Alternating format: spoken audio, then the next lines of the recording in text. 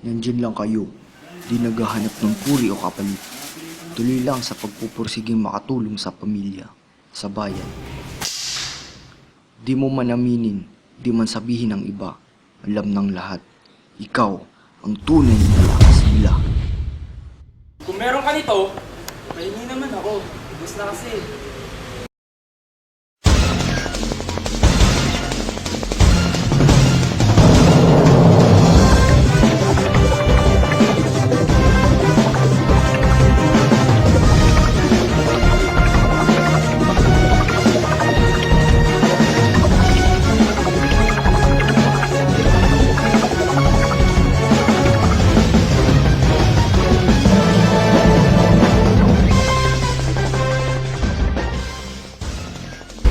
Ang gobyerno ay nagdadalawang isip sa patuloy na pagpapatupad ng Republic Act 9344 o ang Juvenile Justice and Welfare Act of 2006, kung saan ang mga menor de edad 18 pababa ay pinapatawad lamang o pinapatawan ng mababaw na parusa.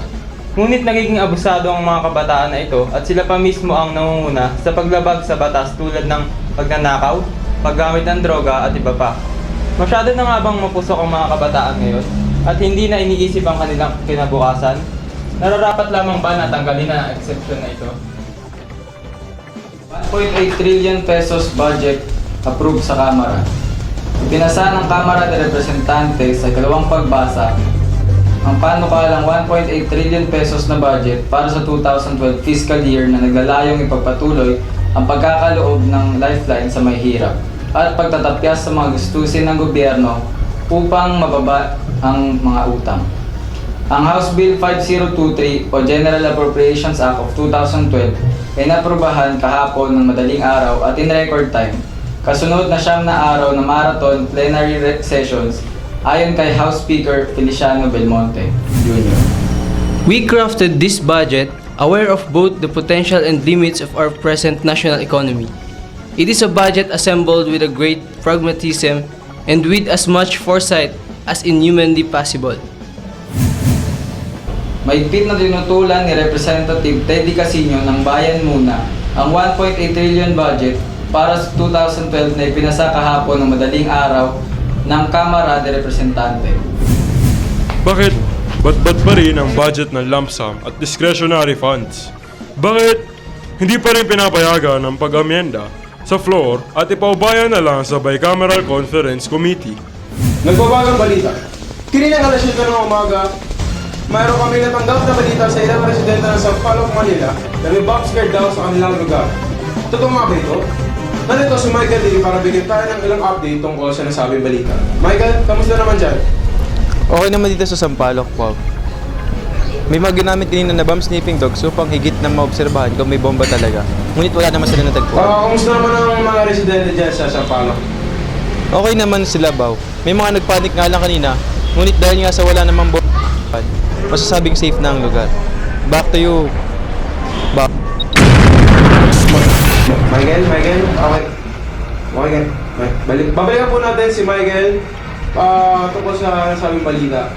Pakalipas ang ilang patalastas, magbabalik ang BB Patrol World.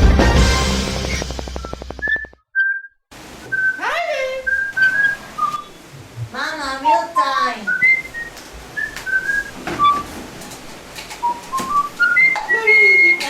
Yes, Mama. I love it too, because it's siksik. What's siksik, Mama?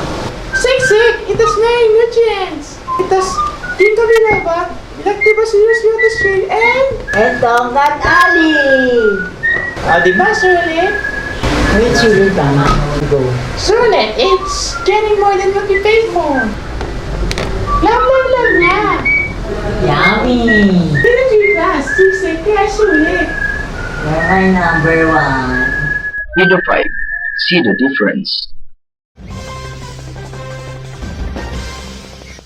Ukol sa mga nangyari kamakailan lang, ikinalulungkot po namin sabihin sa inyo na hindi pa rin po mamatay-matay si Michael Lee. At kasalukuyang nasa ICU siya ng St. Luke's Medical Hospital at kritikal ang kanyang sitwasyon.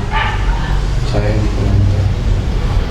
Nandito po ang susunod na balita kay Jester Corporal para sa Sports Balita. Jess? Sa ating sports balita, UP Pep Squad nasungkit ang kampyonato sa ikalawang pagkakataon sa 2011 UAAP Cheer Dance Competition. Sa basketball, FEU tinalo ang Adamson sa score na 78-74 na nagbigay sa kanila ng pagkakataon para lumaban sa championship kontra Ateneo de Manila University. Sa boxing, Mayweather tinalo si Victor Ortiz sa isang pasyonableng laban. Ito po si Jesner Corporal at ito ang Sports Balita. Salamat, Jess. At ito ang PV Patrol. Naglilingkod sa inyo saan man sa mundo. 7 out of 10 ng mga kabataan ngayon ay na-involve sa premarital sex. Ang mga magulo nga, nagpakasal muna bago ako nabuo. Sabi ng barkada, ang tunay na lalaki, binibinyagan muna bago ikasal. Eh, ano sabi mo? Sabi ko naman, ang tunay na lalaki, Hindi tayo! Ikaw din, no? Lucky me.